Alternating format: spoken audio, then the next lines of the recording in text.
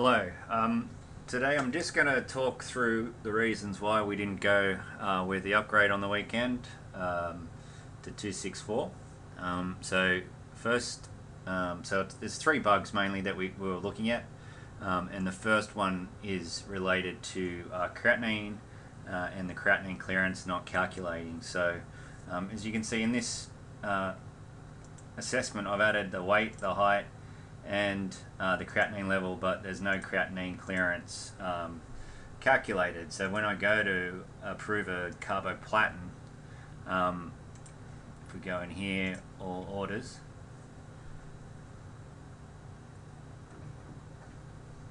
click OK.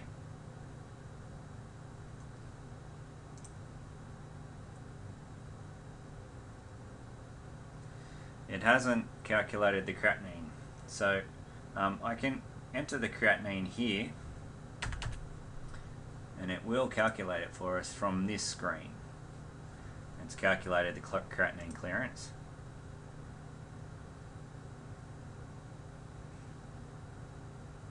But I've entered that creatinine in, and when I come to vital signs, it's not even registering that we've entered it. So this wasn't a showstopper.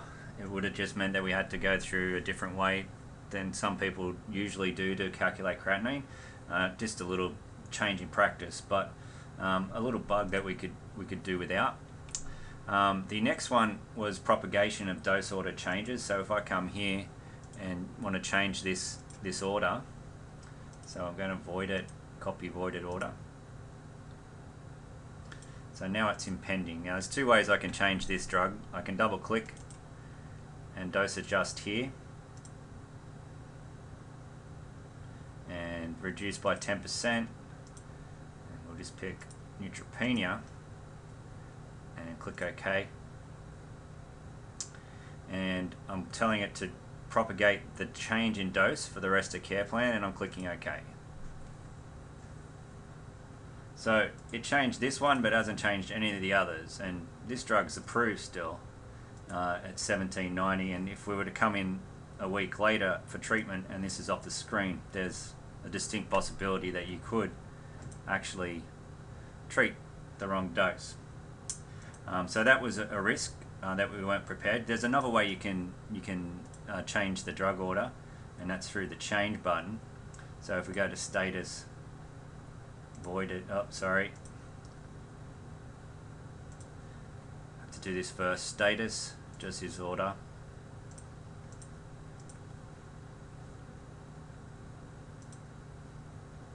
And if we just let these all calculate for the future.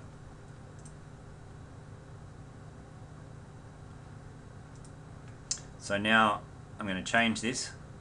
I'm going to dose reduce it by 10% and say its reason is neutropenia. And I'm saying rest of care plan. Dose hasn't changed for the rest of the care plan. So that's a fairly major issue, particularly in our current climate, thanks to St Vincent's chemo inquiry. So that was an issue that had us quite edgy. The final issue, which is the nail in the coffin, was related to diagnosis and adding a diagnosis. So a new patient came into the clinic and we wanted to add a diagnosis.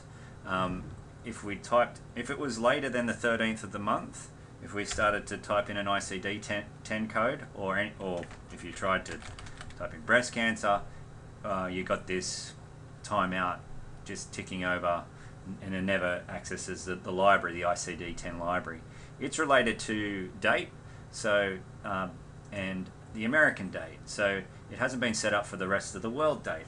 So when you came in here, add diagnosis, went to add the diagnosis, it looked and it thinks that this date is the 11th day of the 18th month. So it's not computing, and it just ticks over saying there's no such date and we can't add a diagnosis, which is an issue for us if we're trying to add treatment, because you need a diagnosis to treat on.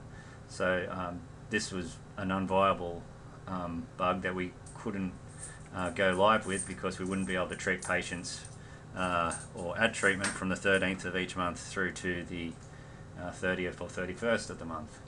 So that's the main reason we didn't go live. So apologies to all, but as you can see, there was no other option. So thank you.